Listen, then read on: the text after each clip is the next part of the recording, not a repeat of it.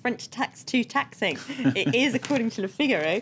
They've got the cry of alarm of businesses against Hollande's policies as a headline today. Now, they're upset about various things, including his wanting to protect workers' rights, raise taxes on businesses and on the rich, and raise the minimum wage. They say it makes French business hopelessly uncompetitive.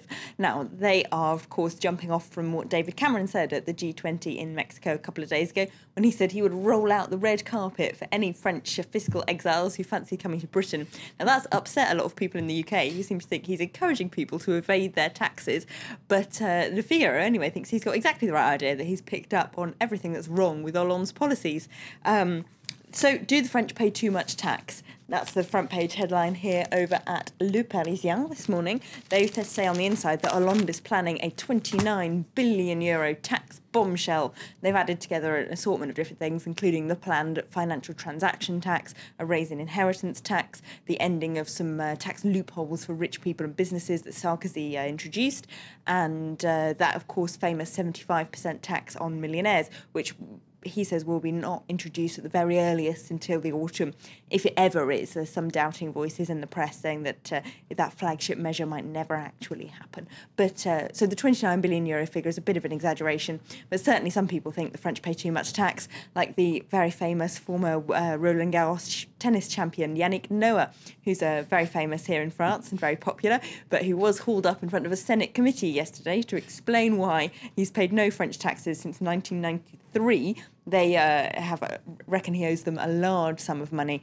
and he says he's been living in Switzerland since then to avoid French tax. He's very proud of that, and he would advise any French citizens not to live in France because the tax burden is so high. You say he's very popular. He's also very honest, isn't he? Okay, interesting stuff from Yannick Noah. What about French politics? Of course, we've now got the right searching for their future strategy, I suppose. Yes, here they all are, some key figures of the French right on the front page of Libération. They do seem to be singing.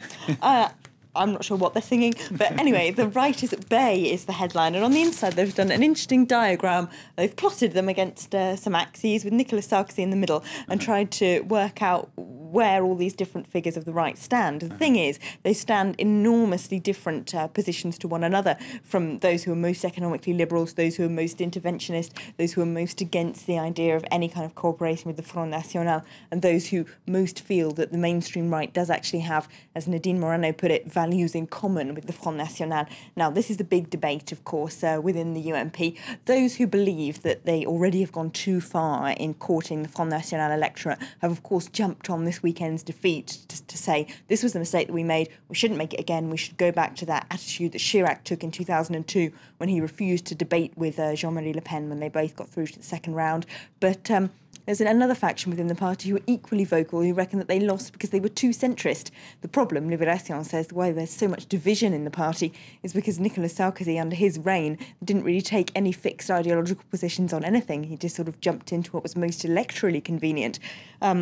Le Canard Enchaîné, the satirical paper, is getting very critical about this today as well. They say essentially that the same people who in 2002 still voted for Chirac because there was such a wall being built at the time between Jean-Marie Le Pen and the mainstream right, they were so taboo to vote for the Front National, those same people now are voting for what the Canard Enchaîné calls fascists. So something has gone badly wrong, they say, in French right-wing politics. People are also starting to talk about the Rio summit, which we mentioned in the news. It's on Humanité's front page. Yes, is it in vain, they ask on the front page, is there any point having yet another summit about third world development and environmental issues 20 years after the first big one in Rio? They say the thing that's mostly changed has been for the worse in the last 20 years. Those corporate interests that are very keen to avoid any environmental regulation, especially in the US, have gained more power and more lobbying influence over the last 20 years to stop the US government, especially signing up to anything that would restrict their right to pollute at will. Now, this just isn't an issue about animals and plants, they point out. It's also an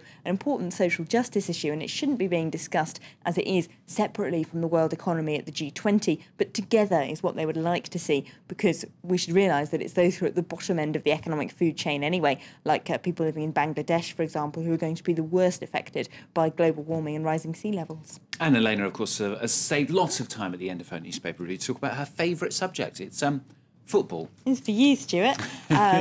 Hopefully feeling quite happy after England did rather better last night than we might generally have expected. Well, they won, but it was a terrible game, so...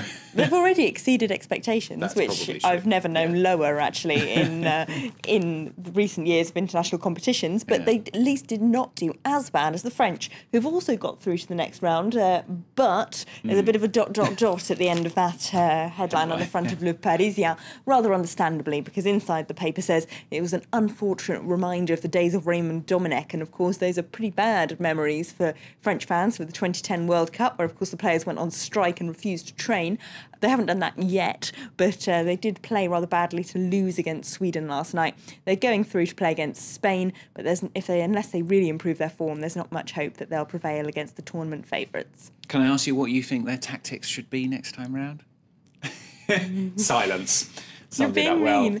Elena, thank you very much. Elena Casas there with the Fresh newspapers on Smack. Here's the headlines then. Egypt's state news agency announces that Hosni